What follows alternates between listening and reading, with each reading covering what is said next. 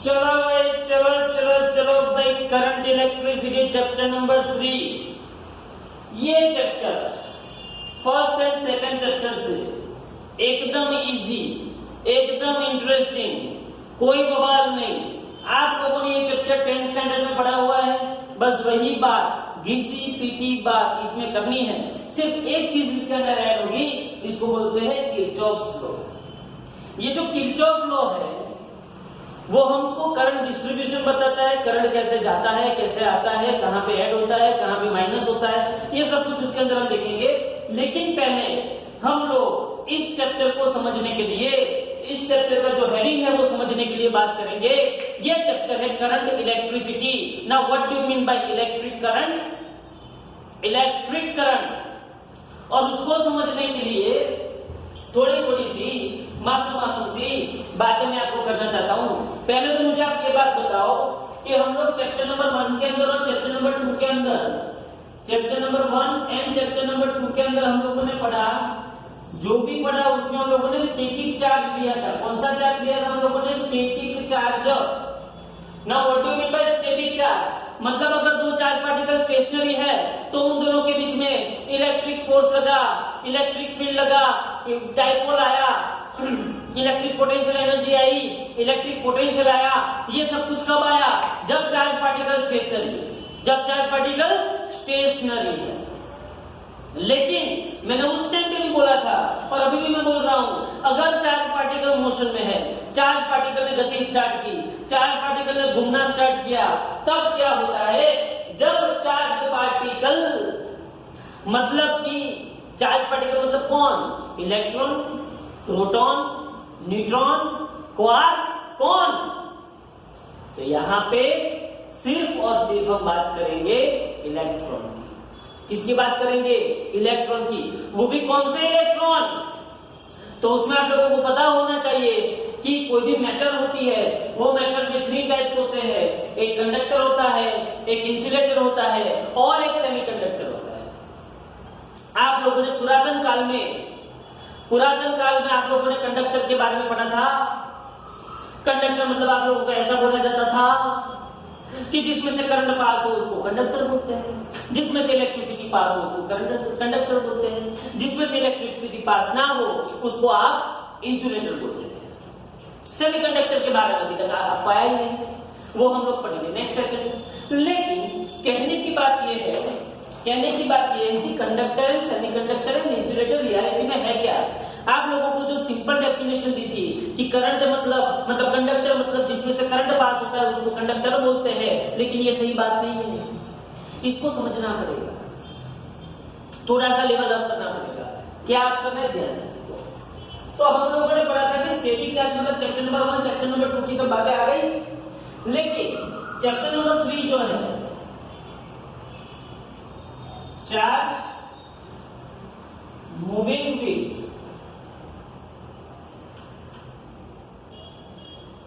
Constant speed. अगर आपका charge constant speed से मोशन कर रहा है, अगर आपका चार्ज कांस्टेंट स्पीड से मोशन कर रहा है, कांस्टेंट स्पीड से मोशन कर रहा है और वो भी एक ही डायरेक्शन में मोशन कर रहा है, तब इलेक्ट्रिक करंट पास होता है। तो उसके लिए पहले मैं आपको बताता हूं,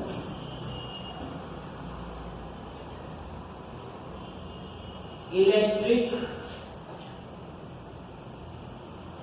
करंट को समझने के लिए पहले तो मेरी बात सुनिए। एक क्या आता है? कंडक्टर।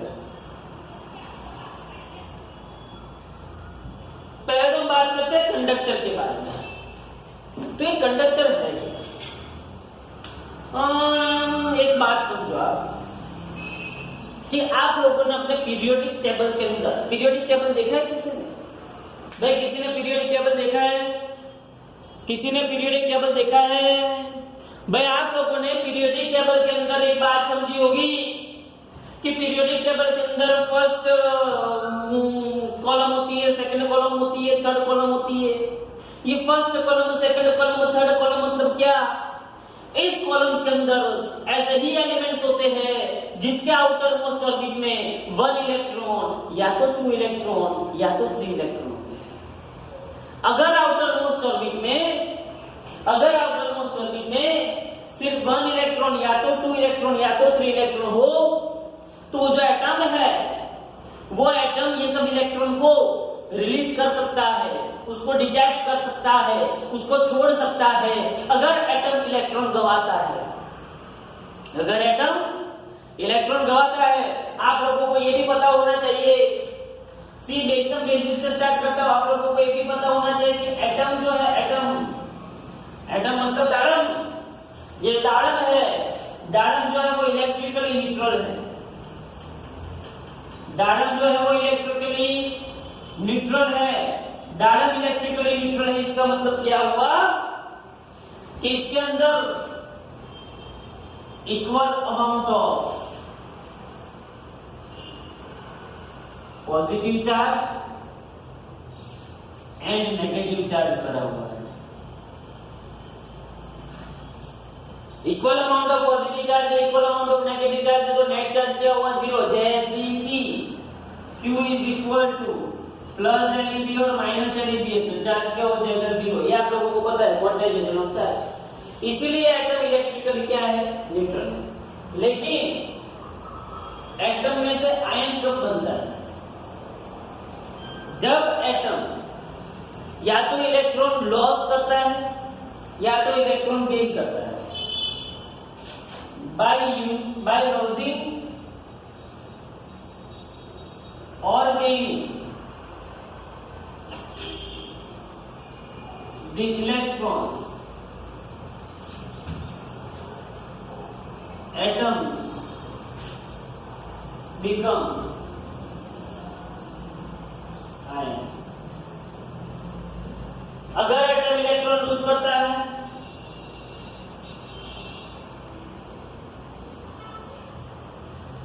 तो कौन सा आयन बनता है? Positive ion. अगर आपका एटम इलेक्ट्रॉन को गेन करता है तो कौन सा आयन बनता है? नेगेटिव। ये सब लोग आप लोगों को केमिस्ट्री का बेसिक पता है कि नहीं पता है? ये सिंपल केमिस्ट्री का बेसिक आप लोगों को पता है। Okay fine. अब मुझे जो बात करनी है वो कंडक्टर की करनी है। किसकी करनी है मुझे बात? कंडक्टर। कंडक्टर मतलब क्या? कंडक्टर मतलब elements which have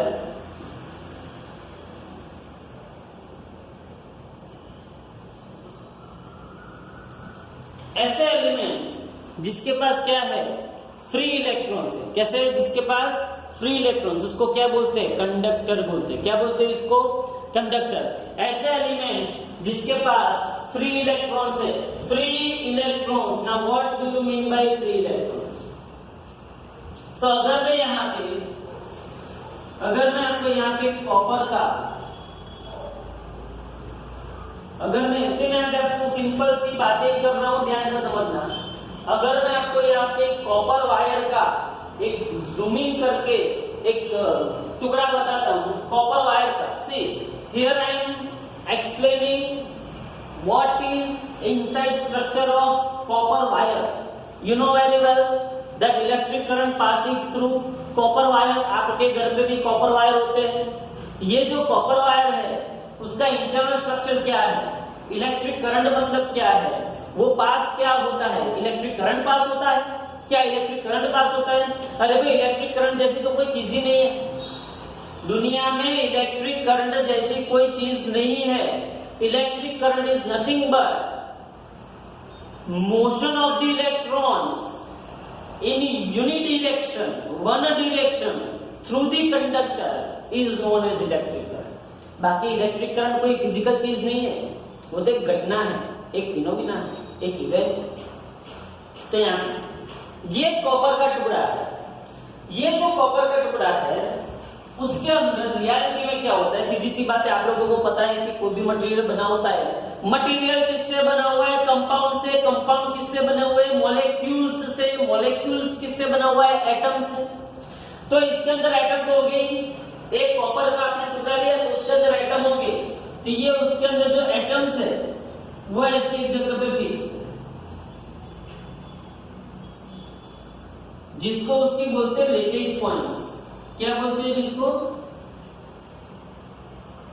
lettuce points बोलते हैं। क्या बोलते हैं जिसको? लेटिस। अभी ये एटम जो है वो इलेक्ट्रिकली न्यूट्रल है, ऐसा अगर आप मान लो, लेकिन जब जब ये लेटेस्ट पॉइंट पे सब एटम्स अरेंज होते हैं, तब वो एटम्स जो है वो अपना आउटर मोस्ट इलेक्ट्रॉन को क्या करते हैं? लॉस करते हैं। आउटर मोस्ट इलेक्ट्रॉन को गवाते हैं, आउटर मोस्ट इलेक्ट्रॉन को छोड़ देते हैं। ये जो आउटर मोस्ट इलेक्ट्रॉन है वो एटम से डिटैच हो जाता है, और ये जो एटम है वो किसमें कन्वर्ट हो जाते हैं? आयन से। ये एटम जो इलेक्ट्रिकली न्यूट्रल होते हैं, लेकिन उसके जो आउटर मोस्ट इलेक्ट्रॉन है वो इलेक्ट्रॉन को गवा के वो किसमें कन्वर्ट हो जाते हैं? आयन्स में कन्वर्ट हो जाते हैं। ये कॉपर आयन है।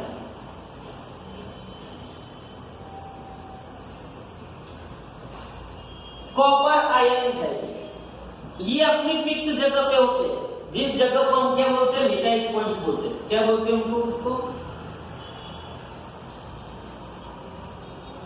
आप लोगों को टेंथ में यही चलाया गया था कि ये कंडक्टर ले लो, उसके अंदर से करंट पास होता है, तो आपको बताया गया था ना ओहम्स लॉ आपको बताया गया था। V is equal to Babita का ईयर। आपको बताया गया था V is equal to Babita का ईयर। बताया गया नहीं बताया था? लेकिन ये क्या है? V क्या है? V तो हम लोगों ने देखा पोटेंशियल डिफरेंस। V अपने को पता है। I क्या है? Electric current. लेकिन इलेक्ट्रिक करंट क्या है? कैसे आया वो? तो इलेक्ट्रिक करंट समझने के लिए ये सब स्ट्रक्चर समझना पड़ता है। फिर आपको यहाँ पे बताया गया रेजिस्टेंस। रेजिस्टेंस क्या है? आपको ऐसा बोला गया था कि भाई रेजिस्टेंस ऐसी चीज है जो इलेक्ट्रॉन को, मतलब जो इलेक्ट्रॉन तो बॉडी ने यूज किया था, आपको क्या बोला गया था? रेजिस्टेंस ऐसी चीज है जो इलेक्ट्रिक करंट को रोकता है, इलेक्ट्रिक करंट को रोकता है, उसको आपको रेजिस्टेंस बोला गया था। लेकिन ऐसा नहीं, रोकता है सही, लेकिन कैसे रोकता है? करंट को कैसे रोकता है? रियलिटी में वो करंट को नहीं रोकता है, रियलिटी में कुछ अलग प्रोसेस होती है। इलेक्ट्रॉन्स को कुछ हर्डल्स मिलते हैं, उसके मुताबिक आगे बढ़ते हैं। यहाँ पे हुआ क्या भाई, ये चैप्टर में आप लोगों को फील आनी चाहिए, ये चैप्टर में आप लोगों को फील आनी चाहिए। अगर इसमें फील नहीं आई तो मैं ऐसी फील दिलाऊंगा आपको, ऐसी फील दिलाऊंगा। ये चैप्टर किस नाम क्या है? Current electricity. ये 220 वोल्ट डालूंगा, 220 वोल्ट करंट ऐसा बहेगा कि अपने आप फील आ जाए। याद रखना, ये चैप्टर के अंदर आपके माइंड में सभी कंसेप्ट क्लियर होने चाहिए। ये कॉपर कंडक्टर है, कॉपर कंडक्टर के अंदर ये पॉजिटिव आयंस है। किसके पॉजिटिव आयंस है? कॉपर के पॉजिटिव आयंस है। कैसे बने कॉपर के पॉजिटिव आयंस? तो उसने एक इलेक्ट्रॉन क्या कर दिया? लॉस कर दिया। अब ये जो इलेक्ट्रॉन लॉस हुए वो कहां है? तो ये जो लेटाइस पॉइंट्स है, इसके बीच में जो स्पेस है उसको बोलते हैं फ्री स्पेस। कौन सी स्पेस बोलते हैं उसको? Free space. ये फ्री स्पेस के अंदर ये सब इलेक्ट्रॉन, ये फ्री स्पेस के अंदर ये सब इलेक्ट्रॉन क्या करते हैं? रैंडम मोशन करते हैं। क्या करते हैं? In this free space all the free electron, इसमें इसको क्या बोलते हैं? Free electrons doing random motion due to thermal kinetic energy। उन लोगों को मोशन करने के लिए एनर्जी कहां से मिलती है? तो उन लोगों को मोशन करने के लिए एनर्जी कहां से मिलती है? तो ये सब जो फ्री इलेक्ट्रॉन्स है, ये सब मोशन कैसे करते हैं? तो ये सब फ्री इलेक्ट्रॉन को मोशन करने के लिए एनर्जी मिलती है, थर्मल काइनेटिक एनर्जी, मतलब टेम्परेचर की वजह से। इसकी वजह से टेम्परेचर की वजह से, टेम्परेचर की वजह से उन लोगों को काइनेटिक एनर्जी मिलती है, उसको क्या बोलते हैं? Thermal kinetic energy. Okay fine. तो ये सब तो भी रैंडम मोशन कर रहे हैं। कौन से मोशन कर रहे हैं? Random motion. लेकिन इलेक्ट्रॉन क्या है? फ्री है। इलेक्ट्रॉन क्या है? फ्री है। तो elements which have free electrons are known as conductors। ये फ्री स्पेस के अंदर, ये जो आयंस के बीच की जो फ्री स्पेस है उसके अंदर एक फ्री इलेक्ट्रॉन क्या करते हैं? रैंडम मोशन करते हैं, उसको कंडक्टर बोलते हैं। अगर आप इंसुलेटर में जाओगे, किसमें जाओगे? किसमें जाओगे आप? इंसुलेटर। इंसुलेटर मतलब क्या? इंसुलेटर मतलब क्या? जो आपका पीरियोडिक टेबल है, उस पीरियोडिक टेबल का 5th नंबर का ग्रुप, 6th नंबर का ग्रुप एंड 7th नंबर का group. 5th, 6th and 7th, जिसका आउटर मोस्ट ऑर्बिट में कितने इलेक्ट्रॉन होते हैं? 5 या तो 6 या तो 7। ये जो 5, 6 या तो 7 इलेक्ट्रॉन होते हैं, वो जो मटेरियल होते हैं वो इलेक्ट्रॉन्स को लॉस कर सकते नहीं है। ओके, वो इलेक्ट्रॉन को लॉस नहीं करेंगे तो क्या फ्री इलेक्ट्रॉन होंगे उसके पास? नहीं होंगे। वो इलेक्ट्रॉन को गेन करने की बिहेवियर रखते हैं, तो वो इलेक्ट्रॉन को गेन करेंगे, वो लॉस करेंगे नहीं। वो लॉस नहीं करेंगे तो उसके बीच में कोई फ्री इलेक्ट्रॉन होगा नहीं। तो इंसुलेटर मतलब the elements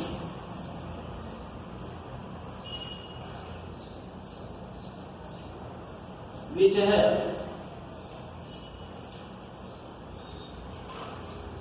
no free electrons are known as insulator। अब क्या इसको क्या बोलते हैं? इंसुलेटर। फर्स्ट 3 ग्रुप कंडक्टर में आते हैं। सभी कंडक्टर की बात अभी मैं कर नहीं सकता, वो बहुत बड़ी कहानी है, उसमें मुझे मैरिज करवाने पड़ेंगे आप सबके। तो पहले तो मैंने आपको एक बात समझाई कि कंडक्टर मतलब जिसके पास फ्री इलेक्ट्रॉन होते हैं। फ्री इलेक्ट्रॉन क्यों होते हैं? कि फर्स्ट 3 ग्रुप के जो एलिमेंट्स है, वो एलिमेंट्स में सपोज कि हमने फर्स्ट ग्रुप के एलिमेंट लिए, तो फर्स्ट ग्रुप के जो एलिमेंट्स है उसके आउटर मोस्ट ऑर्बिट में सिर्फ एक ही इलेक्ट्रॉन होता है। कितने इलेक्ट्रॉन होता है? एक ही इलेक्ट्रॉन होता है। और वो एक ही इलेक्ट्रॉन होता है, उसको जब वो पूरा का पूरा मटेरियल जब बनता है, कॉपर का वायर जब बनता है, तब उसके जो एटम्स है वो अपना एक एक इलेक्ट्रॉन क्या कर देते हैं? लॉस कर देते हैं। एक इलेक्ट्रॉन लॉस कर देते हैं, तो वो जो एटम्स है वो किसमें कन्वर्ट हो जाते हैं? आयंस में कन्वर्ट हो जाते हैं। और आयंस में कन्वर्ट होने के बाद वो ऐसे गेंडे जैसे होते हैं, पहाड़े जैसे। ये पॉजिटिव आयंस कभी अपनी जगह से हिलते, एक जगह से दूसरी जगह जाते, वो अपनी जगह पे आराम से पहाड़ी की जैसे बैठे रहेंगे, ऐसे वो बैठे रहेंगे। और वो जो अपनी जगह पे बैठे हैं उस जगह को क्या बोलते हैं? लेटाइस पॉइंट्स बोलते हैं। क्या बोलते हैं? उस जगह को लेटाइस पॉइंट्स बोलते हैं। और उनके बीच में जो जगह है, जो फ्री स्पेस है, उसके अंदर ये जो डिटैच हुए इलेक्ट्रॉन्स है वो कौन सी मोशन करते हैं? रैंडम मोशन करते हैं, जिनको फ्री इलेक्ट्रॉन्स बोलते हैं। And due to this free electrons this materials are known as conductor. पता चला कि नहीं चला? अब आपको कोई भी पूछे कॉपर वायर, तो आपको कॉपर वायर में एक ही माइंड में आना चाहिए, ये कॉपर वायर है, ये कॉपर वायर के अंदर पॉजिटिव आयंस है, ये सब पॉजिटिव आयंस फिक्स अपनी जगह पे लेटाइस पॉइंट्स में बैठे हुए हैं, और उनके बीच में फ्री स्पेस में इलेक्ट्रॉन क्या कर रहे हैं? Random motion. तो इसको बोलते हैं कंडक्टर। अभी तो हमने सिर्फ कंडक्टर समझा, अब तक हमने ये नहीं समझा कि उसके अंदर इलेक्ट्रिक करंट कैसे पास होता है। ये सिर्फ मैं क्या समझा रहा हूं आपको? कंडक्टर। समझना है, बोलो समझ में आया? ये क्या है? कंडक्टर। ये क्या है? इंसुलेटर। एटम इलेक्ट्रिकली क्या होता है? न्यूट्रल होता है। ये एटम जब एक इलेक्ट्रॉन गवाता है या तो इलेक्ट्रॉन गेन करता है, तो किसमें कन्वर्ट हो जाता है? आयन में कन्वर्ट हो जाता है। अगर वो इलेक्ट्रॉन लॉस करता है तो पॉजिटिव आयन में कन्वर्ट होता है। अगर वो इलेक्ट्रॉन गेन करता है तो वो नेगेटिव आयन में कन्वर्ट होता है। ओके, तो हम लोग यहाँ पे फर्स्ट एंड सेकंड चैप्टर में हम लोगों ने स्टैटिक चार्ज देखा, चार्ज को हमने मोशन करवाया नहीं था। अब यहाँ पे थर्ड चैप्टर में चार्ज को मोशन करवाते हैं, लेकिन कैसी स्पीड से मोशन करता है? कांस्टेंट स्पीड से। कैसी स्पीड से मोशन करता है? कांस्टेंट स्पीड से चार्ज मोशन करता है। तो उसको हमने क्या बोला है? इलेक्ट्रिक करंट पास होता है। क्या पास होता है उसके अंदर? Electric current. अब यहाँ पे देखो, चलो भाई इलेक्ट्रिक करंट हमको पास करना है। हाँ, इलेक्ट्रिक करंट हम कैसे पास करेंगे? यहाँ पे बात ये हुई कि ये अभी ये समझ लो कि आपके पास कॉपर का वायर रेडी हो गया, आपके पास कॉपर का वायर रेडी हो गया। ओके, ये जो कॉपर का वायर रेडी हुआ, ये जो कॉपर का वायर रेडी हुआ, उसके अंदर फ्री इलेक्ट्रॉन्स है। ओके फाइन, और फ्री इलेक्ट्रॉन्स मोशन कर रहे हैं। तो आपको 10th में जो डेफिनेशन थी, या तो आपकी टेक्स्ट बुक में जो डेफिनेशन होगी उसमें ऐसा बोला होगा कि motion of a charge particle is known as electric current. Motion of a charge particle is known as electric current. तो ये आपके पास समझ लो कि कॉपर का वायर है। इसके अंदर आपको दिखना चाहिए कि सब पॉजिटिव आयंस अपनी जगह पे फिक्स है और बीच में इलेक्ट्रॉन रैंडम मोशन कर रहे हैं। तो यहां पे ही गलती है। इलेक्ट्रिक करंट क्या, सी यहाँ पे इलेक्ट्रॉन जब रैंडम मोशन करते हैं तो मैं यहाँ पे इसका क्रॉस सेक्शन एरिया लूंगा। क्या लूंगा मैं यहाँ पे क्रॉस सेक्शन एरिया? तो जितने amount of electron right hand side में जाएंगे, मतलब जितना चार्ज राइट हैंड साइड में जाएगा पॉजिटिव, उतना negative charge left hand side में जाएगा, या तो जितना negative charge right hand side में जाएगा उतना positive charge left hand side में जाएगा। तो नेट चार्ज क्या होगा? नेट चार्ज क्यू नेट क्या हो जाएगा? 0। और आपको इलेक्ट्रिक करंट का आप लोगों को इक्वेशन पता है, I is equal to delta q by delta t. Net charge 0 का करंट भी क्या होगा? 0। ये इक्वेशन आप लोगों ने 10th में पढ़ा था। लेकिन मेरी बात समझो, मैं क्या समझाना चाहता हूँ पहले वो देखो। अगर आपको कोई कॉपर का वायर का टुकड़ा दे दे, कॉपर के वायर, ऐसा कॉपर का वायर है, तो क्या इसमें से करंट पास होगा? क्या इस वायर में से करंट पास होगा एट प्रेजेंट? अगर होता तो अपने को इतने सारे पावर स्टेशन की कोई जरूरत होती नहीं। Thermal power station, nuclear power station, ये टरबाइन घुमाना, ये वो नहीं, समुद्र में वो अपने सरदार सरोवर डैम में नहीं, नीचे टरबाइन है, पानी ऊपर गिरता है, गोल गोल घूमता है, डिचू इलेक्ट्रिसिटी जनरेट होती है। ये सब की जरूरत ही नहीं होती। अगर सिर्फ कॉपर वायर का टुकड़ा लेते और हम ऐसा बोलते कि इसके अंदर इलेक्ट्रॉन फ्लो हो रहा है इसलिए उसमें करंट पास हो रहा है, इट इज नॉट पॉसिबल। ये रियलिटी है ही नहीं। क्यों नहीं हो रहा है करंट पास? क्योंकि जितना amount of positive charge right hand side जा रहा है उतना amount of negative charge left hand side जा रहा है।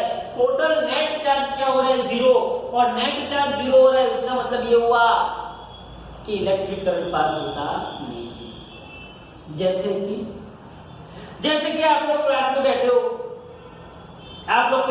हो अच्छी तरीके से, और आप लोग क्लास में बैठे हो और एक बंदा ऐसे देख रहा है, एक बंदा ऐसे देख रहा है, एक किसी और को देख रहा है, एक नीचे देख रहा है, मतलब सब रैंडम मोशन कर रहे हो। क्या कर रहे हो? सब रैंडम मोशन कर रहे हो, सब आप लोग रैंडम मोशन कर रहे हो। लेकिन जब टीचर जब रैंडम मोशन कर रहे हो आप लोग, रैंडमली आप लोग एक दूसरे को देख रहे हो, तब कोई प्रॉपर वर्क होता नहीं। लेकिन जब टीचर आता है मतलब क्या? टीचर आया मतलब क्या? तो उसको मैं यहाँ पे आपको समझाता हूँ। टीचर आया मतलब क्या? टीचर आया मतलब यहाँ पे मैंने इस कॉपर के वायर को मैंने क्या दिया? Battery, potential provide. इस कॉपर वायर को जब मैं पोटेंशियल बैटरी प्रोवाइड करता हूँ, क्या प्रोवाइड करता हूँ? जब मैं बैटरी प्रोवाइड करता हूँ, क्या प्रोवाइड करता हूँ? जब मैं बैटरी प्रोवाइड करता हूँ, तब जब टीचर आता है तब सबकी नजर एक साथ उसके सामने जाती है, तब जाके इलेक्ट्रिक करंट फ्लो हुआ ऐसा लगता है। तो यहाँ पे देखो, जब मैंने इसको बैटरी प्रोवाइड की तो इसका पॉजिटिव था, ये पॉजिटिव यहाँ पे आया, इसका नेगेटिव है, ये नेगेटिव यहाँ पे आया। अब देख, अब सिचुएशन क्या होगी बताइए। अब इसके अंदर सिचुएशन क्या होगी, ध्यान से। क्या पॉजिटिव आयन शिफ्ट हो गए? क्या पॉजिटिव आयन शिफ्ट हो गए? ये पॉजिटिव आयन अपनी फिक्स लेटाइस पे, ये पॉजिटिव आयन अपनी फिक्स लेटाइस पे बैठे हुए हैं, लेटाइस पॉइंट पे बैठे हुए, उसको तो कोई असर ही नहीं है, टीचर आए कि प्रिंसिपल आए कि कोई भी है, उसको कोई इफेक्ट नहीं है। लेकिन जो इलेक्ट्रॉन्स होते हैं, कौन होते हैं? जो इलेक्ट्रॉन्स, वो इलेक्ट्रॉन्स किसकी ओर अट्रैक्ट होंगे? ये पॉजिटिव पोटेंशियल की ओर अट्रैक्ट होंगे कि नेगेटिव पोटेंशियल की ओर? सीधी सी बात है, इलेक्ट्रॉन किसकी ओर अट्रैक्ट होंगे? पॉजिटिव पोटेंशियल की ओर अट्रैक्ट होंगे कि नेगेटिव पोटेंशियल की ओर अट्रैक्ट होंगे? तो ये इलेक्ट्रॉन है, इलेक्ट्रॉन मतलब नेगेटिव चार्ज हुआ, ये नेगेटिव चार्ज किसकी ओर जाएगा? पॉजिटिव पोटेंशियल की ओर। तो सभी इलेक्ट्रॉन एक ही डायरेक्शन में मोशन करना स्टार्ट करेंगे। सभी इलेक्ट्रॉन कौन सी मोशन में? एक ही डायरेक्शन में मोशन करना स्टार्ट करेंगे। तो तब नजारा कैसा होगा? नजारा कैसा होगा? तो नजारा ऐसा होगा कि ये इसका अगर आप क्रॉस सेक्शन एरिया ले लोगे, क्या ले लोगे? इसका कोई क्रॉस सेक्शन एरिया ले लोगे, इस वायर का एक क्रॉस सेक्शन एरिया ले लोगे, तो आपको पता चलेगा कि यूनिट टाइम इंटरवल में, यूनिट टाइम इंटरवल मतलब डेल्टा टी जितने टाइम में डेल्टा क्यू जितना चार्ज पास हुआ, that is known as electric current i average. बोलो पता चला नहीं? आपने यूनिट क्रॉस सेक्शन एरिया लिया, इस यूनिट क्रॉस सेक्शन एरिया में से आप यहां से देख रहे हैं, आपने टाइम इंटरवल डिफाइन किया डेल्टा टी जितना टाइम इंटरवल में डेल्टा क्यू जितना चार्ज पास हुआ, तो उसको क्या बोलते हैं? Delta q by delta T, मतलब चार्ज टू टाइम का रेशियो। जैसे हम लोग स्पीड लिखते थे dx बाई dt, लिखते थे कि नहीं लिखते थे? स्पीड हम नहीं लिखते थे, delta x by v average हम क्या लिखते थे? Delta x by delta t. V average हम क्या लिखते थे? Delta x by delta t. वैसे यहाँ पे आई एवरेज है delta q by delta t. तो यहाँ पे आपको इलेक्ट्रिक करंट डिफाइन किया गया, i average is equal to delta q by delta t if limit delta t tends to zero. If limit delta t tends to zero, then instantaneous electric current I is equal to dq by dt, dq by dt। और उसका unit क्या आएगा? बोलो उसका unit क्या आएगा? Coulomb per second, और हम उसको क्या लिखते थे? एम्पियर। क्या लिखते थे हम उसको? एम्पियर। कूलम पर सेकेंड और एम्पियर, मतलब 1 coulomb per second is equal to 1 ampere. और उसका डायमेंशनल फार्मूला क्या था? डायमेंशनल फार्मूला था उसका m0 l0 t-1 और q1 और m0 l0 t0 a1। बोलो पता चला? तो electric current I is equal to delta q by delta t. Electric current I is equal to delta q by delta t. ये है इलेक्ट्रिक करंट, इसकी definition और उसका concept.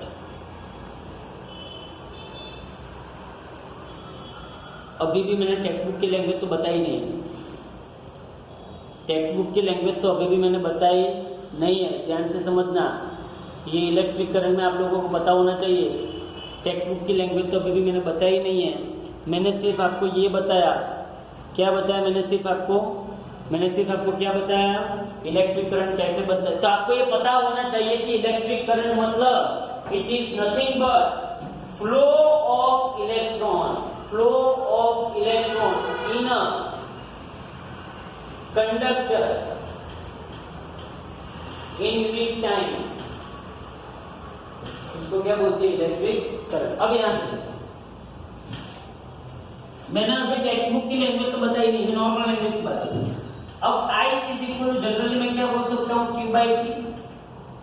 I is equal to electric current में क्या बोल सकता हूँ? Q बाई टी बोल सकता हूँ। I is equal to Q by t. लेकिन आप लोगों को पता है कि Q is equal to NE, पता है ना? Quantization of charge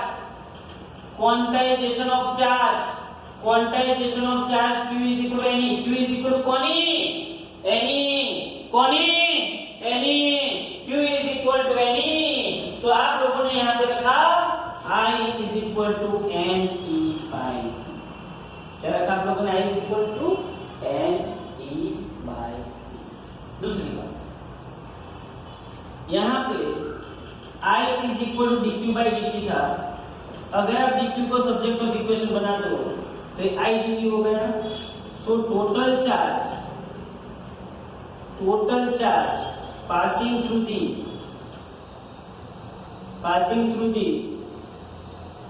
through conductor और cross section area Q is equal to क्या होगा Instagram of dq. Q is equal to क्या होगा Instagram of dq. तो Q is equal to Instagram of dq मतलब क्या हुआ I dt. तो आप ये भी लिख सकते हो एक नया equation Q is equal to Instagram of I dt. बोलो पता चला। एक बार इसको समझ लो, ये एकदम बेसिक है, कोई बवाल नहीं है। इसके बाद का जो लेक्चर होगा वो इससे भी बड़ा होगा और उसमें मैं सिर्फ और सिर्फ ये I is equal to dq by dt, I is equal to q by t, I is equal to nd by t और इसके ऊपर के बहुत सारे कंसेप्ट अलग अलग करवाऊंगा। Thank you very much. इसको अच्छी तरह से देख लेना और जो लोग अभी सेकंड चैप्टर पे लटके हुए हैं वो जल्दी से खत्म कर दो वरना उसकी तो वाट लग गई। Okay, thank you very much.